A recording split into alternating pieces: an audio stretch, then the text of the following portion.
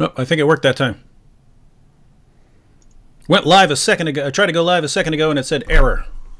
But I'm seeing comments pop up. Let me just make sure that we actually pop up here on the screen. Oh, I believe we are live. I'm seeing us. Okay. That's weird. You saw us before I did. Interesting. Anyway. Hello, everyone. Hi, everyone. It's TikTok. TikTok, time to rock. Yeah, TikTok. It's David Wood and the Apostate Prophet.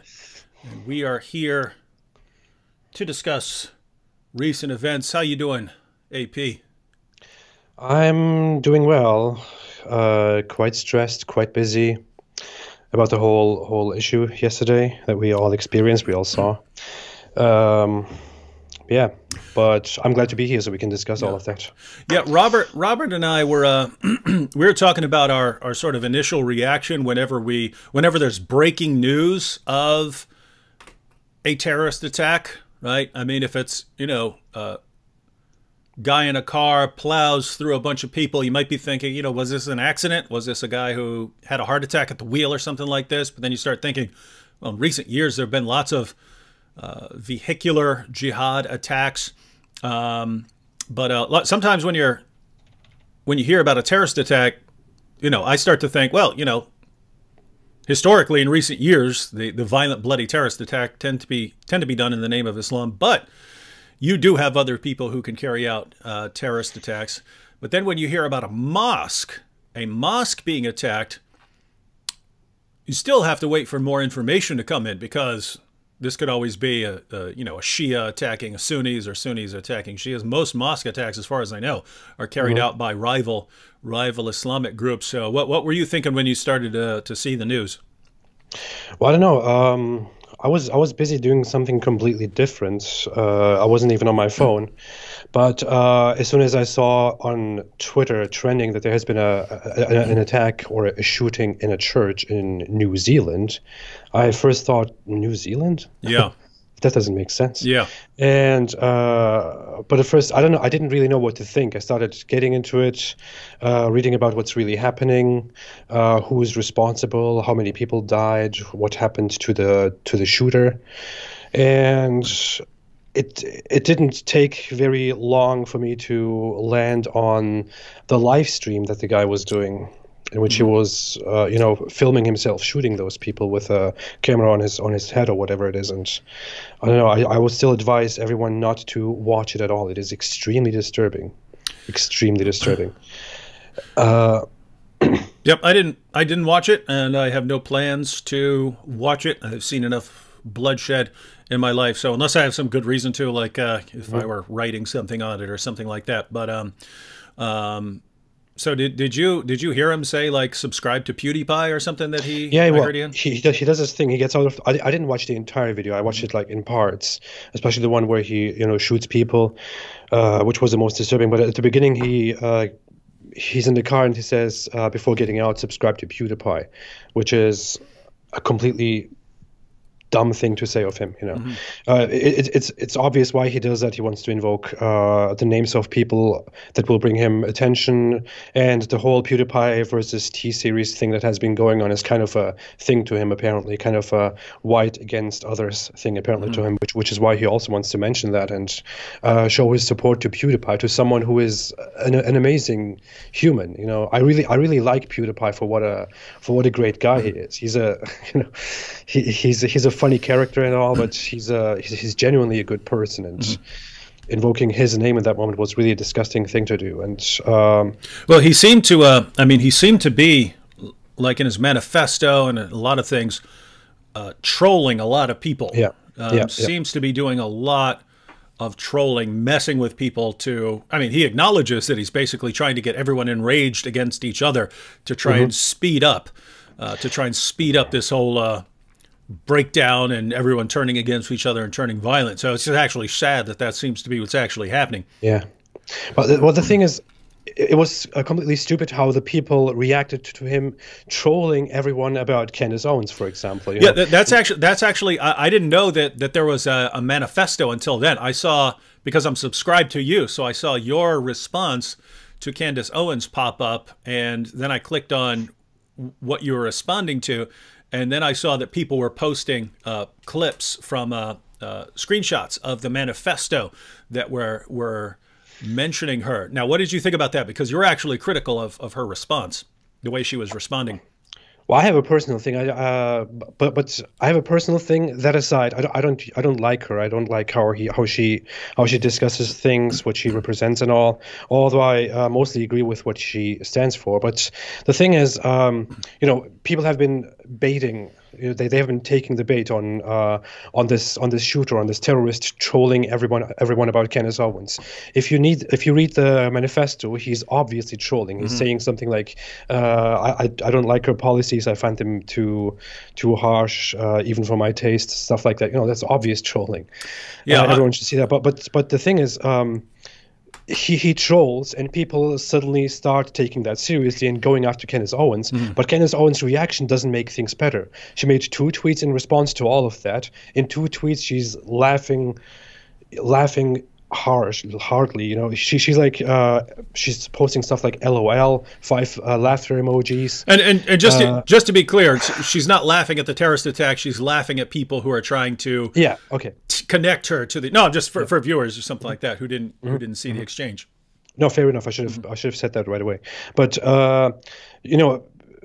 it's just a horrible thing to do in that moment. When a terrorist attack happened on the other side of the world, 50 people died, and your name is being cited, you should probably take a moment and make a statement and say, I find this abhorrent and disgusting. I have nothing to do with this, and every kind of violence in this type is completely wrong. Whatever, you could make a proper statement about these things. But instead, making fun of people, accusing her, laughing about them, typing LOL, putting emojis there, and then just starting to attack those who attack her instead. That just appeared extremely stupid to me. That's why I criticized her a bit harshly and thought she was not very bright in that moment. But yeah. So for anyone who doesn't know, Candace Owens is a black conservative who is mostly known for telling black Americans not to be completely loyal to the Democratic Party. So insofar as that's her position, I'm all for saying, hey, don't be completely loyal to any political party, because as soon as they know they can count on your votes, they don't really have to do anything anymore that you're interested in, as long as they know they have your undying loyalty. But yeah, I was thinking something along the same lines once I was actually reading the tweets, that lots of times people like the aggressive, mocking responses to stupid accusations. There are lots of situations where if you're accusing someone of something, just an aggressive, mocking, condescending response would be exactly what you want. But I mean, right after a bunch of people got slaughtered, not in great taste. So it's not to say that she was wrong for just saying, "Come on, you guys are morons for trying to associate me with that." But man, it's a rough time, rough times. I'm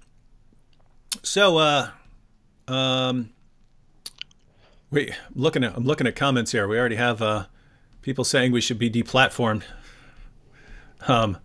Which is weird, because I don't feel like laughing right now. I don't feel like laughing. You were just talking about the video, and this guy posted video of him killing tons of people, and here we have Ijaz Ahmed, time to kill this channel, talking about killing, and he's like, time to kill this channel.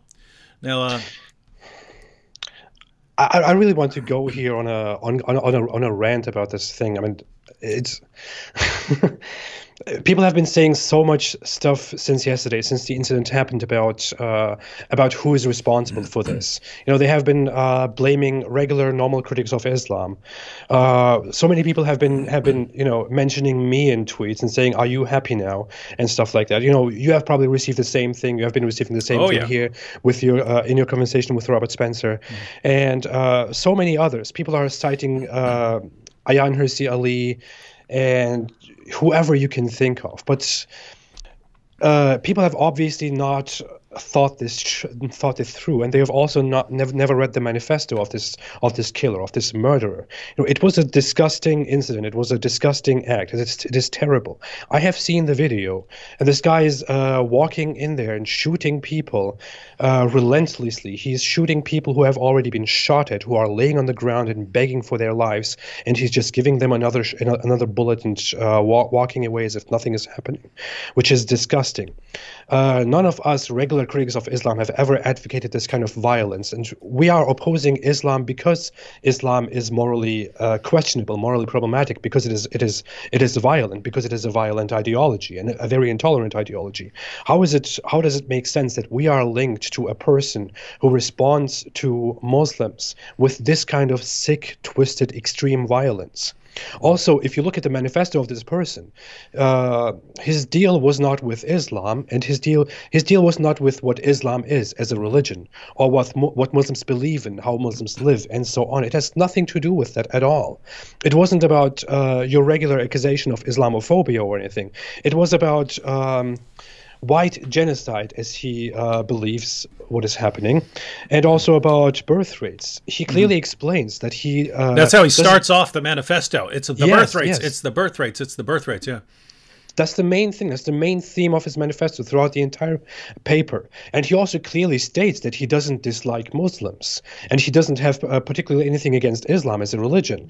He just he also points out that he visited countries before, including Muslim countries, including different cultures, and he liked going there and interacting with people and being hosted and this and that.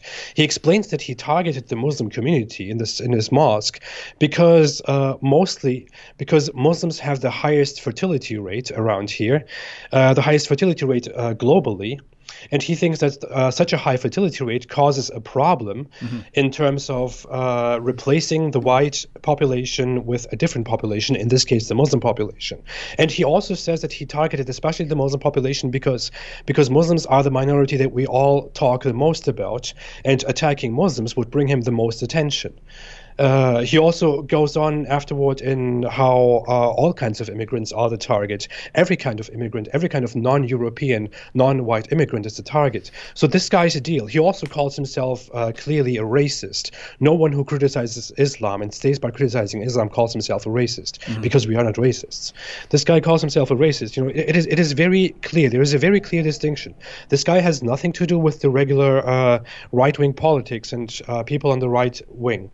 This person has nothing to do with regular conservative, with regular Christians. He also says that he's not a Christian. He says it's a complicated issue, and he will let us know once he knows, which is weird. While he has a pagan symbol on his manifesto, and his manifesto is also ended with "We will see each other in Valhalla," and he has also nothing to do with the regular critic of Islam, with a regular person who thinks that Islam is a terrible religion. And especially nothing to do with a former Muslim like me who criticizes Islam because he left Islam at some point and thinks that it's a thing worth talking about. But people have been twisting this so much, and especially the Muslim community has been twisting this so much, we can't even talk properly about this anymore. Well, that was a good little rant there. Thank you. Yeah. Someone said it was a mosque, not a church. Yeah, we know it was a mosque. I think the location was Christchurch. Yeah. That's the city name. The city name is Christchurch. So when we say to the attack in Christchurch, we know it's an attack on a mosque, but that's the city where the attack occurred. All right, we'll go ahead and start looking at some comments here. Now, trying to scroll down. That was a lot of comments really fast. Oh, we have 1,100 people in here. No wonder. Oh. All right. Thanks everyone for coming. Yeah, I'm trying to scroll past the hellos and stuff like that. Oh, we got Abdullah Samir in here. Oh, you have a live stream with him too. Yeah. He says David Wood has the strength of 30 men doing 3 live streams in a row. Abdullah. Well, no, when I do a live stream with Sam, I just end up doing like 3-hour live streams. So then if you separate them and then it's 3-hour-long live streams, well, it's not terribly bad. Actually got an interesting one here from an atheist. So Nick Burke says, gentlemen, I, an atheist, have no love for Islam. But what do you think about sharing a minute of silence with us in memory for the innocents targeted in this attack? Is everyone cool with that? Because I'm absolutely, I think that's a fine idea. Sure. So, all right, everyone. We're gonna have a minute of silence here. If you're Christian or you believe in God, this would be a good time to pray. If not, it's you can remember the victims and so on. So we'll go ahead and take a minute of silence here.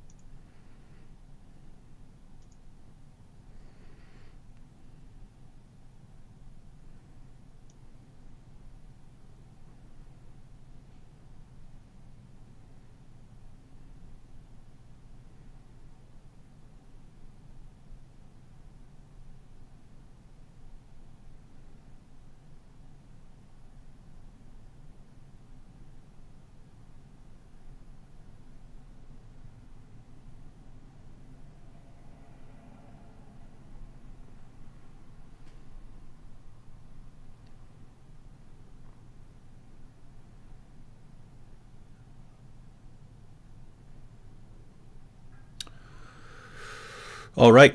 Now, just to clarify, AP, Yeah. are you a white supremacist? Sometimes. No, I'm not. I'm clearly not. No. All right.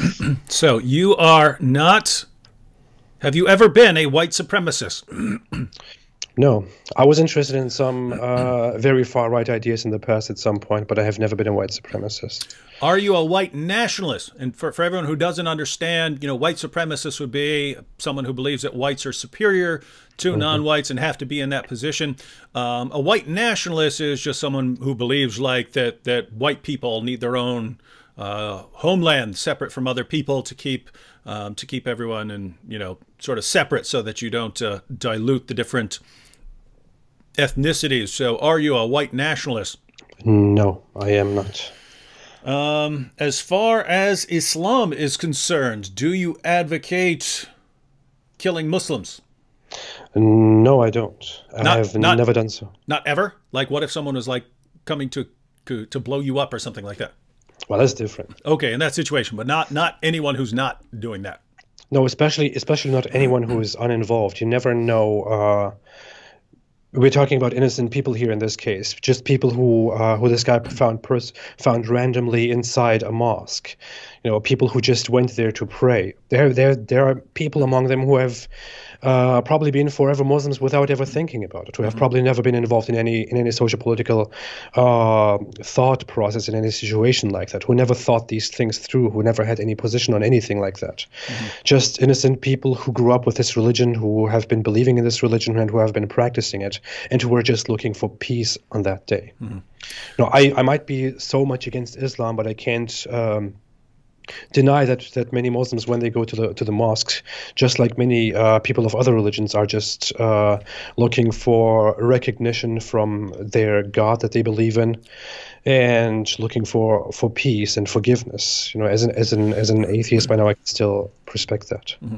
Yeah, and just to clarify for everyone, my view is, when I talk about Islam being a bad and oppressive ideology, I view most Muslims as kind of like victimized by that ideology. So I don't look at a Muslim like, even it's kind of rough, because even if we're talking about ISIS, now I don't believe that you should show much mercy to ISIS jihadis who are coming to kill you, but it's always in my mind. I'm always think about what kind of upbringing and what kind of brainwashing occurred in this person's life throughout his life. Now, to be clear, you could always have a psychopath who was just born violent and stuff, and he goes out and decides to join the movement.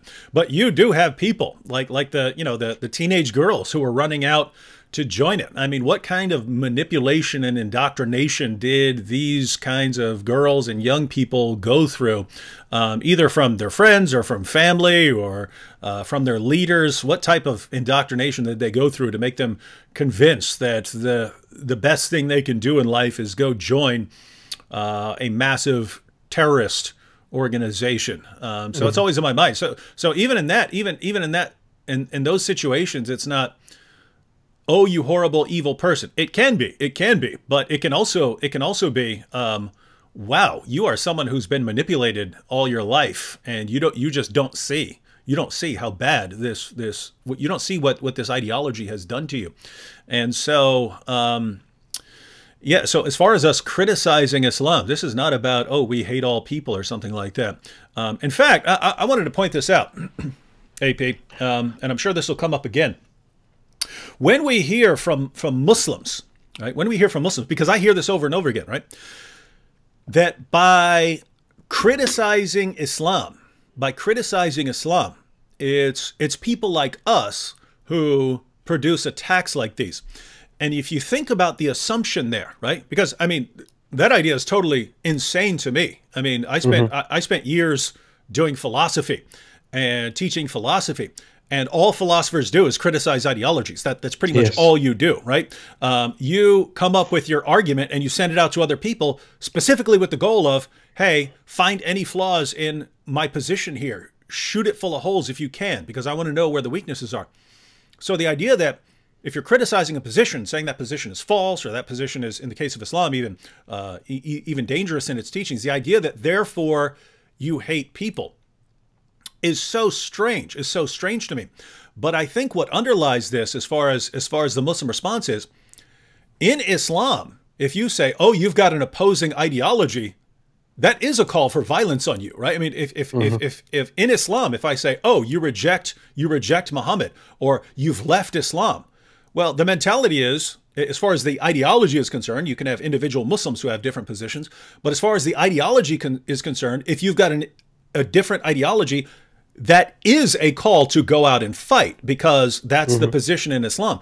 And I think they attribute that to us. In other words, in Islam, yes, if you're a pagan, I have to go out and fight you. Therefore, when you're criticizing my ideology and calling it false, you're saying that people need to come and attack me. And, oh, look at this guy, he went out and attacked us. You see, that's your fault for criticizing my ideology.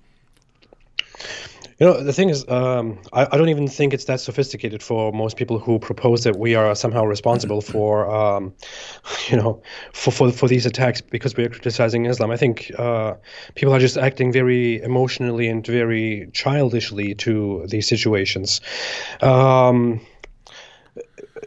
You know, we are here. We are supposed to criticize. We are supposed to talk about an ideology, about a religion that has its flaws. It has that has very clear scripture in which so many things are proposed that are unthinkable, that go to such extents if they were implemented or proposed anywhere in the West today by a legal party. We would all come together and condemn that and make that impossible for them. So of course we will gather here, especially with our values of individualism and freedom and you know, human rights and liberties.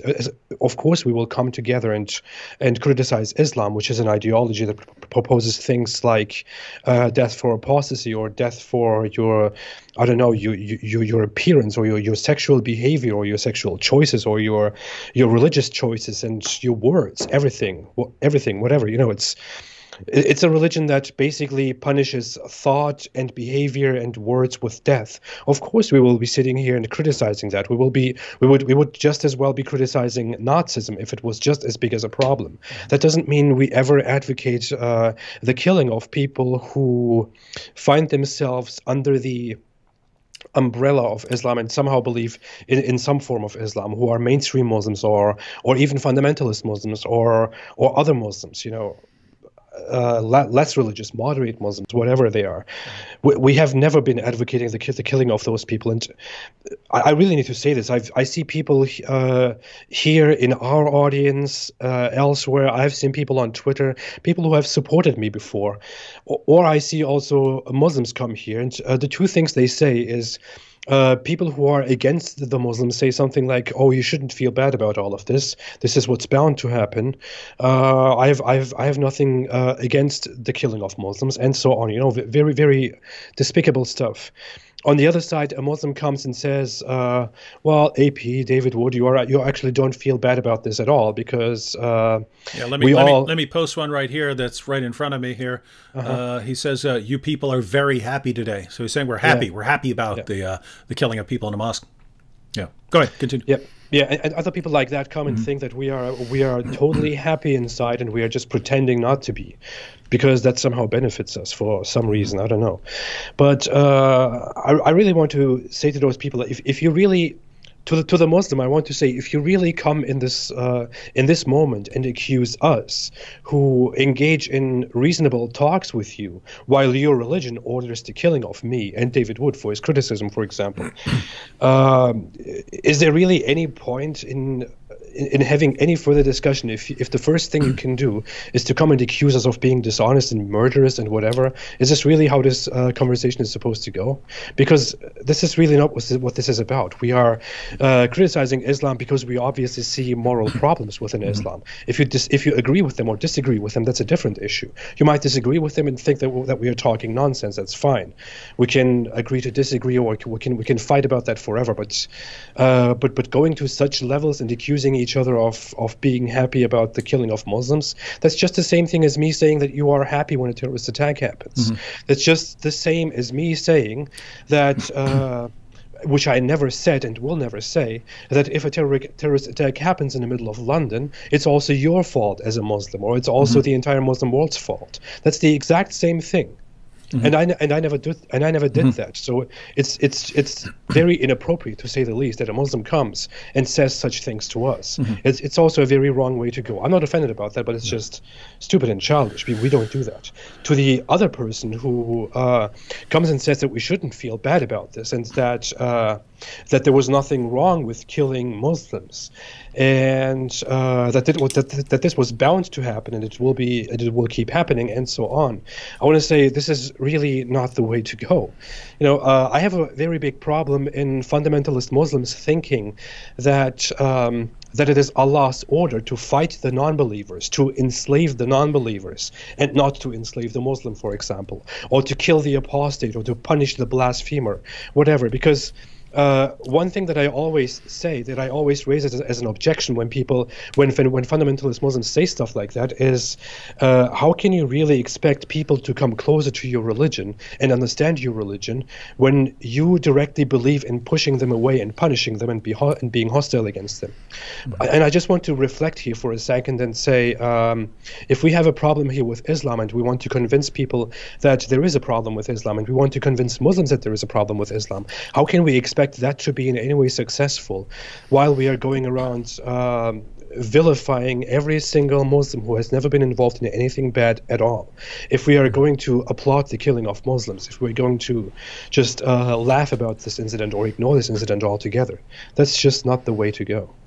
Yeah, and the issue of consistency that you brought up is huge. So I hope the Muslims who are saying we must be happy actually paid attention there, because as AP pointed out, you saying, "Oh, you're happy because a bunch of Muslims got killed," that would be the same as us saying after every terrorist attack, and they happen regularly, right? Where Muslims kill a bunch of people in India or the Middle East or Africa or Europe or something like that. That would be just like us saying after every terrorist attack, running out to Muslims and saying, "You must really be happy now. You must really like that. You must like it that all those people got killed." But we don't do that, right? We understand that there are lots of Muslims who don't approve of violence. That's why we go after the ideology and the things your prophet said, rather than individuals who can often believe all kinds of things and reinterpret text and so on. But notice that that's exactly what you guys do, right? What you would condemn us for, right? If after a terrorist attack we ran to you and said, "See, that's what you like. You like these terrorist attacks," you would say, "What an awful, horrible person you are for saying that sort of thing." And yet, exactly how Muslims have been coming to me all day, right? That's all. This has been happening all day long. So yeah, just think about that. And the other issue of consistency that might want your comments here on. Think about the hypocrisy here, right? So this is another issue of consistency. When there is an Islamic terrorist attack, you can have a Muslim releasing his video beforehand saying, because you people have made mischief in a Muslim land, and because I am commanded to kill you in the Quran, Surah 5, verse 33, that I'm commanded to kill and crucify and dismember people who make mischief in Muslim lands. That's why I'm going out and terrorizing you right now. Or it doesn't matter what they're quoting. If they're quoting Muhammad saying he's been made victorious with terror, Muhammad saying that he's been commanded to fight people until they say there's no God but Allah, and that Muhammad is his messenger. It doesn't matter what they're quoting. And when we say, oh, here's an Islamic terrorist attack, you say, nope, you guys are racist, you're bigots, clearly a problem here. You guys are only saying this. You guys are only saying this because you're bigots against Islam.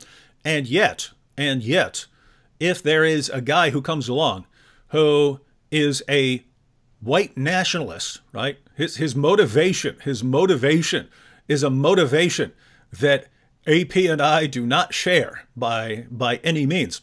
Not in the slightest. Yeah, not even slightly. If people kept intermarrying and producing offspring until the entire world were somewhere in the middle, some sort of middle ground, wouldn't concern me at all, right? The amount of melanin in your skin is one of the least concerns that I would ever have to deal with. But you've got a white nationalist saying that he's killing mainly to get everyone turned against each other, so that white nationalists will eventually rise to power and push out all the brown people. You will not hesitate. Muslims will not hesitate to say that, nope, that's our fault. So Muhammad actually commanding jihad, terrorism, terrorist attacks, violently subjugating the unbelievers, that has nothing to do with Islam. But a white nationalist who has nothing to do with our ideology and nothing to do with our methodology, because we don't believe in going out and killing, we are responsible for him. Just notice the hypocrisy there. Notice it, because if you all catch on, right? If we're responsible for something like that, all the more you would have to say Islam is responsible for all of these terrorist attacks that are carried out in the name of Islam. Oh, and by the way, someone pointed out, I scrolled past it, but someone pointed out that shooter would have hated you too, AP. Absolutely. Yeah. Absolutely.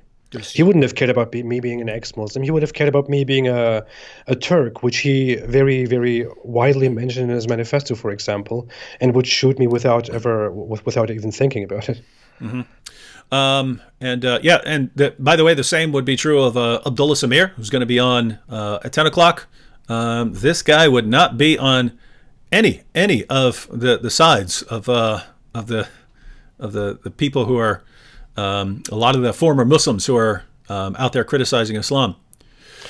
We need to stress that, really. We need to stress it again and again.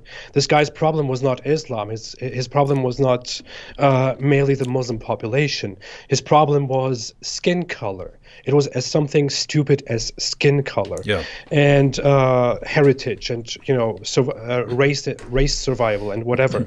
And his main target, Muslims, he chose that target only because that target was currently the most popular one, and was the one with the highest fertility rates. But all of the people who are not white and not European were all in his target. So he doesn't care about whether you're a Muslim or a non-Muslim. He doesn't care about whether you're an ex-Muslim or a Muslim. If I stood before him in that case, there on that day, he would have killed me as well. Yeah, so we hope that's clear to everyone, that this is a guy whose concern about Muslims was not the ideology, was not Islam. It's just that Muslims have the highest birth rates. And he didn't get that from himself. That's according to Pew Research, right?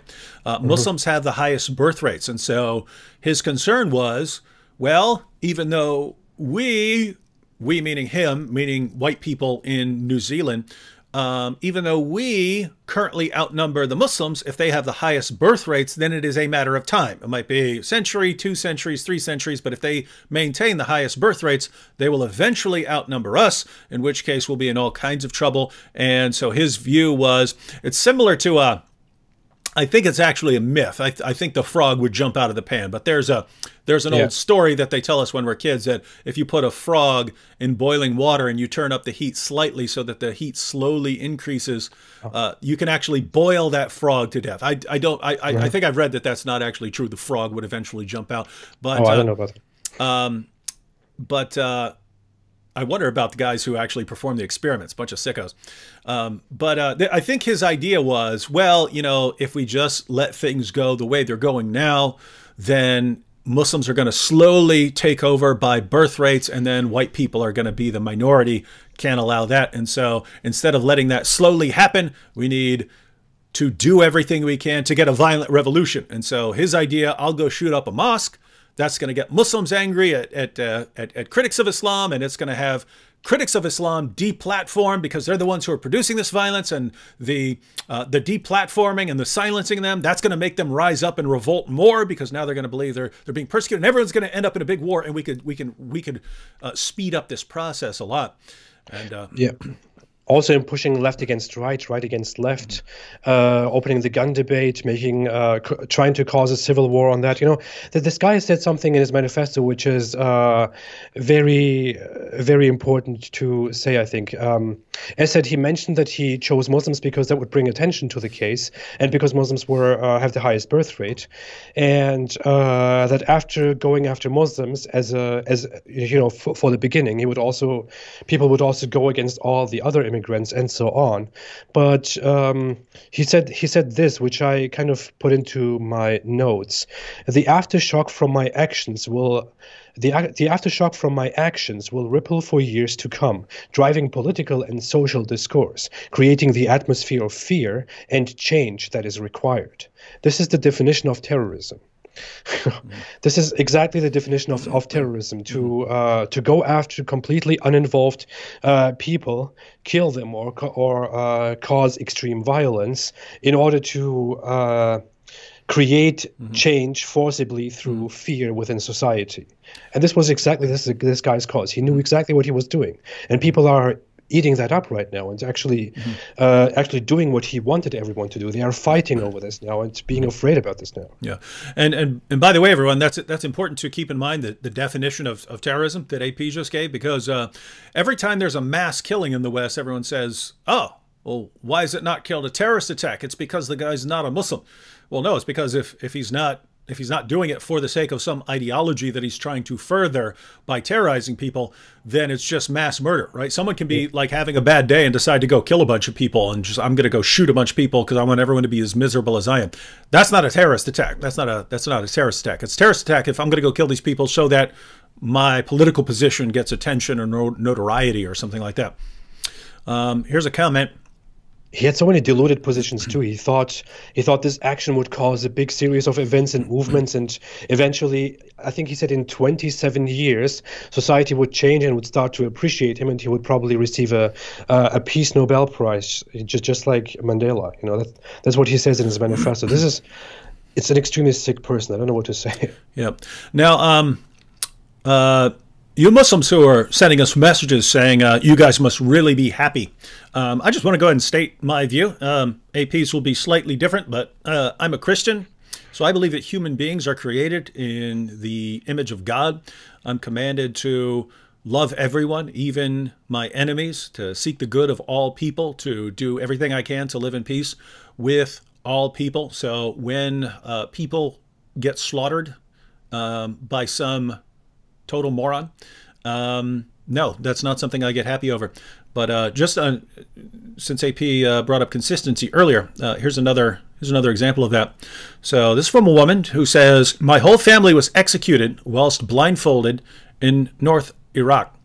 I lost my family and parents because of Muslims. I came to Australia as a refugee and as an orphan at the age of 5. Islam is terror. So, What would it be like for me to say, this must make all you Muslims in the chat happy? Would never cross our minds. Would never cross our minds to say something like that. Yeah. Quick comment here. Hello, Apostate Prophet or David Wood. Have you ever heard of the Hegelian dialectic? Of course, I've heard of the Hegelian dialectic. The PhD in philosophy, and I did quite a bit of work on the German idealists. But we're not answering questions about philosophy now. So we're trying. Oh wait, I get it. Oh, I get it. Okay, he's applying this to the historical situation that we're in right now. Yeah, I'd have to think about that in order to actually apply that. AP, we want to get to some more questions, but we were going to end this live stream at 9 o'clock, so we got about 19 minutes left. But before we take comments, one thing I wanted to make sure that you addressed is what do you think the solution is? Because a lot of people really think, oh, if you're criticizing Islam, then you must be for killing Muslims and all kinds of things. And that's clearly not our position, but a lot of people think that because you're saying Islam is a threat, you're saying it promotes jihad, so obviously you're saying it's a danger. What are you saying? What are you saying should be done in response to this? So what would be your position as far as dealing with Islam and the global threat of terrorism and things like that? Well, the thing is, it's definitely not violence. We can talk about whatever that should be. What I'm doing is only. That's the thing about me. That's the thing about my YouTube channel, for example. I criticize Islam and I point out every week so often about, I point out every week how bad Islam is, about how it has so many problematic rulings, how it causes so many problems around the world, and I'm still going to keep saying that no matter what happens. And but while doing that, I'm also not trying to kind of push my agenda. I'm just, my aim, my goal, my dream is to see every person slowly or very quickly leave Islam in this world and leave Islam behind and go toward a new future without an ideology like Islam that divides us and tries to control us and tries to violate our rights and our lives so much in the future. That's my only issue. I don't think there is an immediate solution that we could propose. I think immediate solutions within society, within politics, can always be discussed depending on situation, for whatever is pragmatic.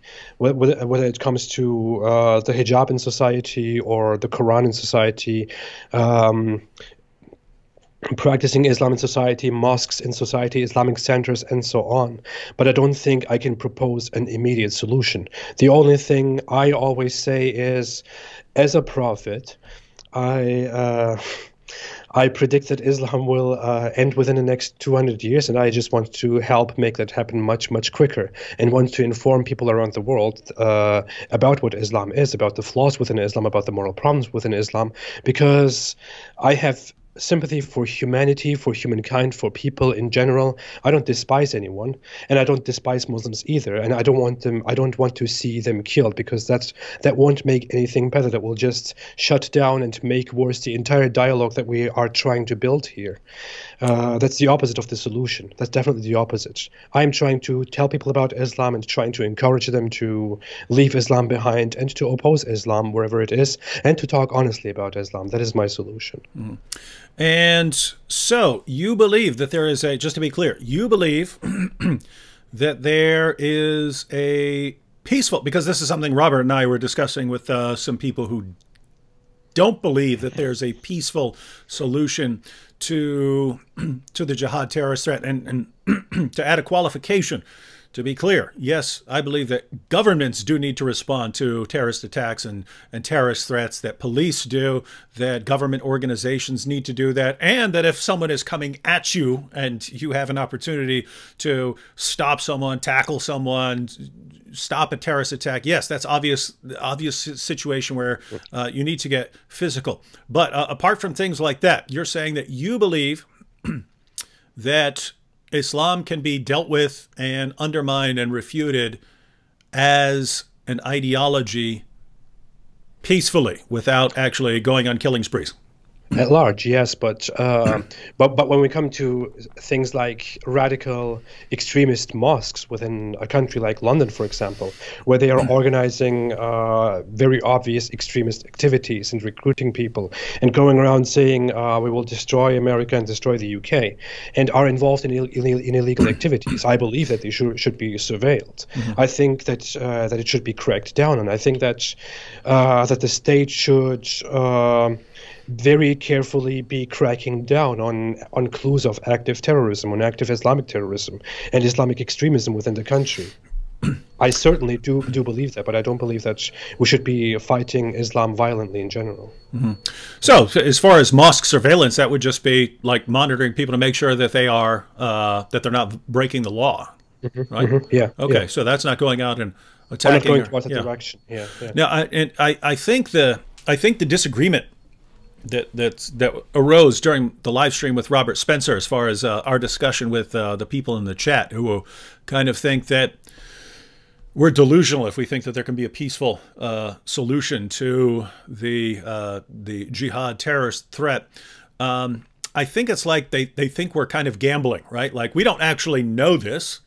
We don't know that we can defeat Islam as a violent ideology through peaceful means, and so I think they're kind of convinced that we're gambling, right? Like, okay, if you guys believe that you can refute this ideology, and then you're not going to, you're going to have jihadis going around blowing people up in the name of Allah, but you guys can't be absolutely sure of that, and so it's like we're gambling, right? Like, because if we're wrong, and then Islam takes over, and well, see, you should have just gone on a killing spree, and that would have solved the problem. Yeah, I think that's the idea, and yeah, my response to that is, as I discussed in the live stream with Robert Spencer, is that guys, if we're wrong and you just can't refute Islam, you guys got the future you guys got the future for your violent bloodbath. You could do that in the future, but right now we're the first generation with the opportunity to even try to refute it as an ideology, right? We're the first generation that has open access to Muslims in every Muslim country in the world through the internet, right? This is the first generation where Muslims across the world can sit there and watch videos by the apostate prophet. You couldn't do that before. You couldn't do that before the internet.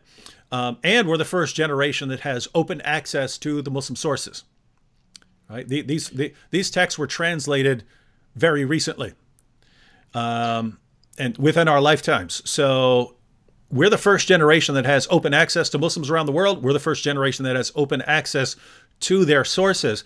So the question would be, if you think, well, it's too late. It's too late to deal with it as an ideology and to just refute it as an ideology. How do you know? How do you know, right? Because that's a huge step to advocate going on a killing spree. You don't come back from that. You don't come back from going on a mass killing spree around the world and going around killing people around the world. You just don't come back from that. So before you ever, and no one else does either. Yeah, yeah, they certainly don't. So you don't, before you go to that, you should I don't know, if you got an ideology that is as silly as Islam, and you can refute it with something as simple as mockery and reading the source. I mean, I don't get the degree of laziness, right? You're saying, look, read the sources and go out and refute the ideology. No, it's too much work. Let's just go out on a killing spree. Oh, well, that's rough stuff. It should never come to that phase at all. And I don't think it will ever come to that. People are much too sane to ever go into such a direction. I mean, of course, if I don't think that will happen either, but if there is a big attack from the other side and things escalate, it might come to that, of course, whatever. But I don't think we will have a big phase of violence between these groups, and I also don't think that the solution lies therein. So I'm definitely not an advocate of that at all, and I think together we will get rid of this by informing each other and opening our minds and making mockery too, by the way.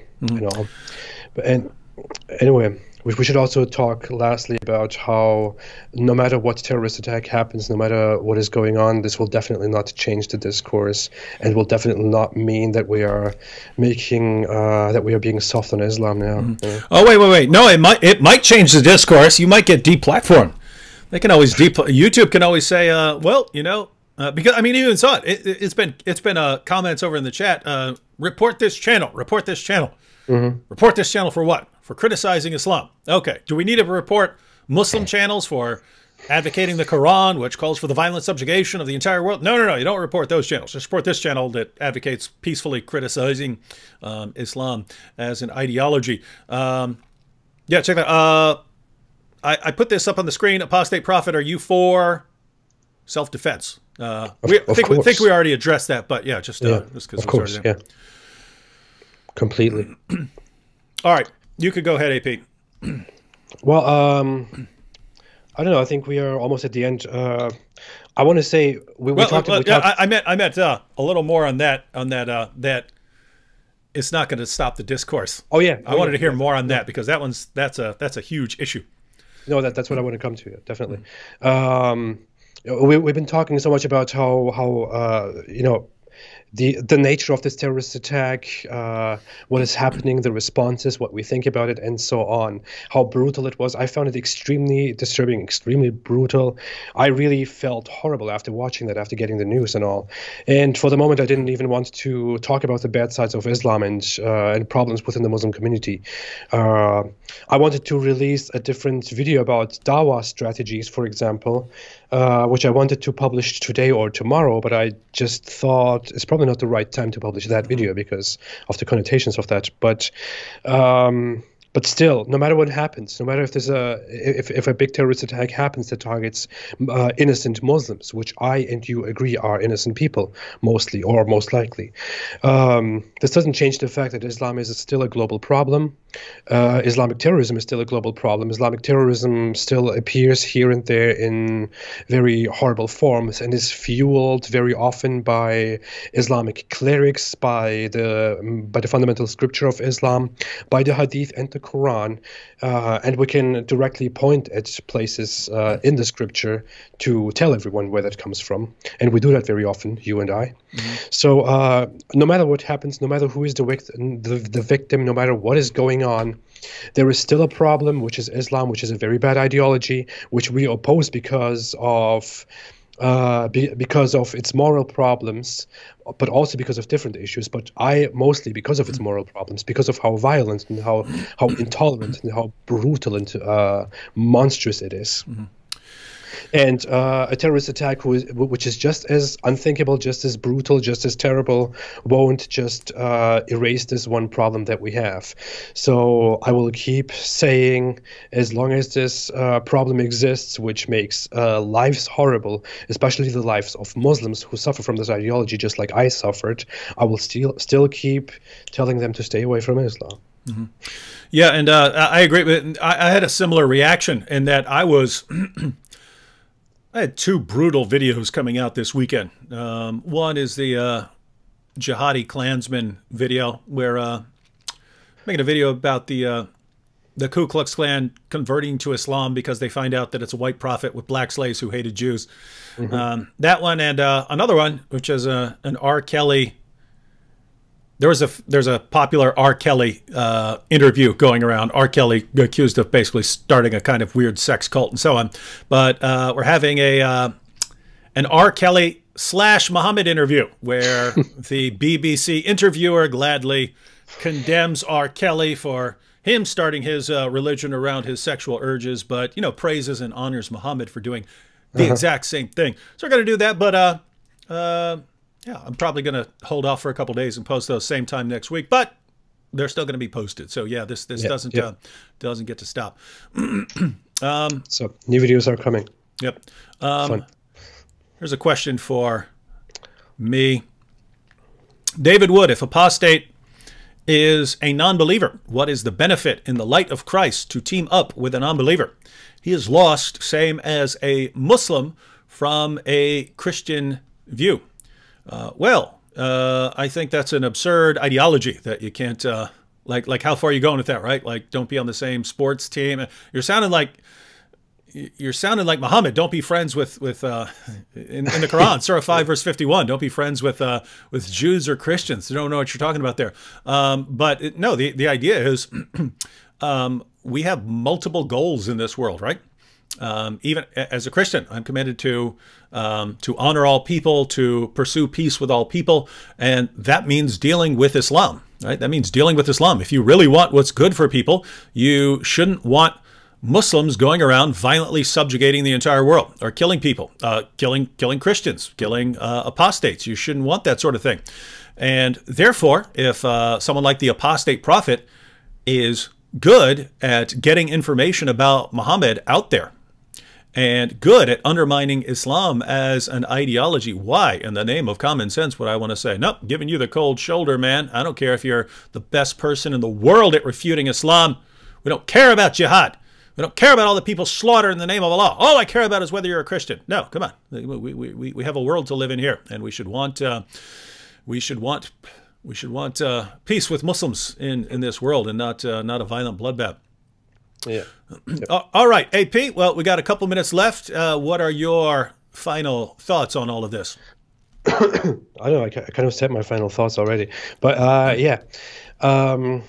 Again, what happened is disgusting. It is brutal. It is horribly wrong. It's definitely not the way to go. It's a horrible way to go. Mm-hmm. But what happened also has nothing to do with what David Wood and I are doing, for example, and nothing to do with what many other critics of Islam are doing.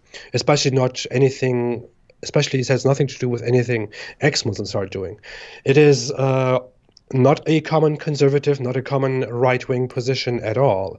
It is very, very far off the far right, to say the least. It has not even much in common with people who are labeled far right.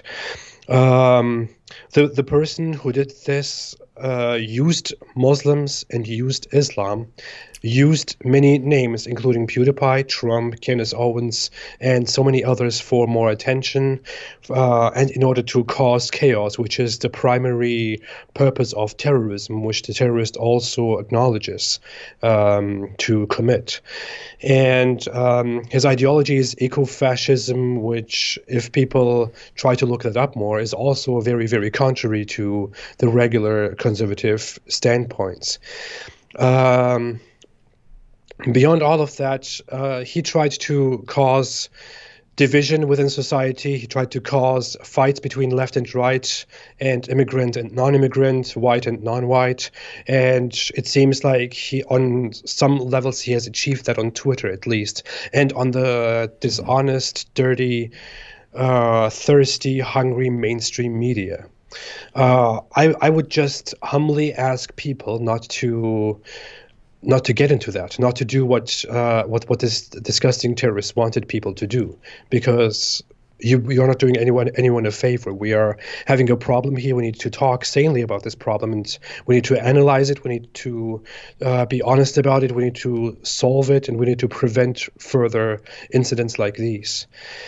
Besides that, this is also not a reason to say that people like him are the only violent ones in the world. There are so many other violent ones, including people who do this in the name of certain religions that we have also seen very, very often over the last centuries.